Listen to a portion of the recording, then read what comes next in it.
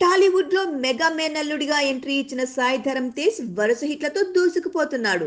ఈ క్రమంలోనే గతేడాది సుప్రీంతో హిట్ కొట్టి తిక్కతో డిజాస్టర్ ఇచ్చాడు. ఈ క్రమంలోనే సాయి చేస్తున్న మరో సినిమా విన్నర్ ఈ శుక్రవారం ప్రేక్షకుల ముందుకు వచ్చేందుకు రెడీ అయ్యింది. మాస్ యాక్షన్ సినిమాల దర్శకుడు గోపీచంద్ మల్లేని దర్శకత్వంలో విన్నర్ గా వచ్చేందుకు రెడీ అవుతున్నాడు సాయి. ఇప్పటి వరకు మీడియం బడ్జెట్ సినిమాలతో నటించి మంచి కమర్షియల్ హిట్స్ అందుకున్న సాయి ఈసారి మాత్రం రిస్క్ చేస్తున్నాడన్న టాక్ వినిపిస్తోంది. విన్నర్ సినిమాకు సాయి ధరమ్ గత సినిమాలతో పోలిస్తే భారీ బడ్జెట్తో తెరకెక్కుతోంది.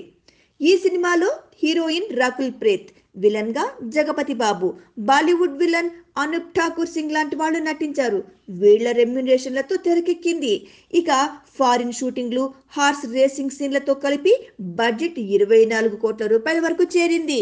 సాయి ధరమ్ రికార్డ్ గోపీచంద్ మల్లేని మీద ఉన్న అంచనాల నేపథ్యంలో సినిమా బిజినెస్ 30 కోట్ల రూపాయలకు చేరుకుంది.